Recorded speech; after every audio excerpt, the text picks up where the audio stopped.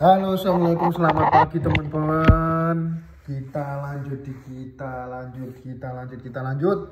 Bahwasanya kita akan melanjutkan mengenai konstitusi secara pengertian secara umum sampai bahwasanya apa itu konstitusinya.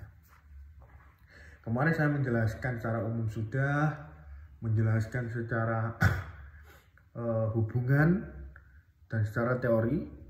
Lalu sekarang akan saya jelaskan mengenai konstitusi dalam perubahannya. Bagaimana sih konstitusi akan perubahannya? Apakah diatur? Apakah ada aturannya?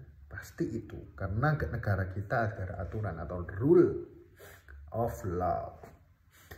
Bahasanya perubahan konstitusi adalah proses ya teman-teman, untuk mengubah, menambah, menghapus sebagai isi konstitusi agar sesuai dengan perkembangan zaman, kebutuhan masyarakat pun juga, atau dinamika politik hukum suatu negara pasti memiliki perubahan. Bentuk perubahannya yaitu yang pertama amandemen, mengubah isi tanpa mengganti konstitusi secara keseluruhan. Teman-teman juga pasti mendengarkan amandemen itu sendiri. Bahasa pengubahan isi tanpa mengganti seluruh isinya atau secara keseluruhannya itu mengenai membentuknya atau merubahnya itu memakai bentuk amandemen. Lalu yang selanjutnya bentuk sebagai perubahannya yaitu revisi sebagian.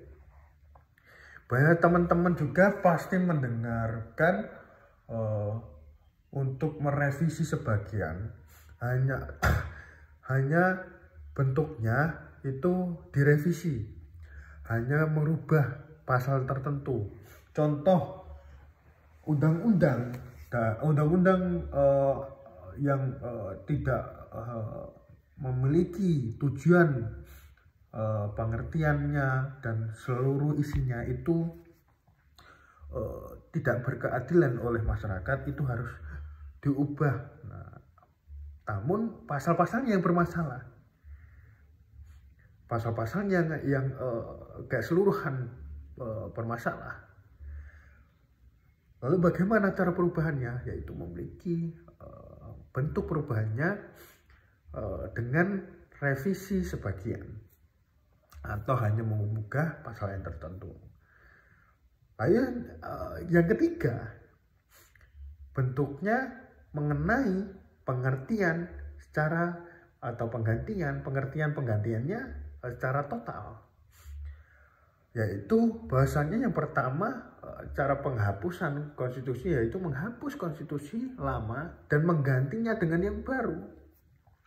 Karena bentuk konstitusi itu kemungkinan besar yang saya pahami juga itu tidak pro dengan kedaulatan rakyat. Bahasanya secara teori juga konstitusi itu harus kedaulatan rakyat. Tujuan untuk perubahannya konstitusi juga diatur atau dijelaskan, yaitu menyesuaikan dengan tuntutannya demokrasi itu sendiri, karena konstitusi itu sendiri kembalikan kepada rakyat itu sendiri. Lalu yang kedua, pasti memperkuat secara perlindungan hak asasi manusia, karena jelas hak asasi manusia itu diatur dengan konstitusi itu sendiri. Lalu selanjutnya menyempurnakan sistem pemerintahan agar tidak ada penyelewengan. Karena konstitusi itu juga mengatur perjalanan pemerintah juga. Dan yang terakhir yaitu mengatasi kekaburan atau kelemahan dalam teks konstitusi sebelumnya. Bahasanya ke konstitusi sebelumnya ada dirubah karena bentuknya karena tidak jelas sudah atau tidak relevan di zaman sekarang gitu. Itu ada perubahannya atau mengganti teks-teksnya begitu teman-teman. Sampai jumpa di konstitusi selanjutnya.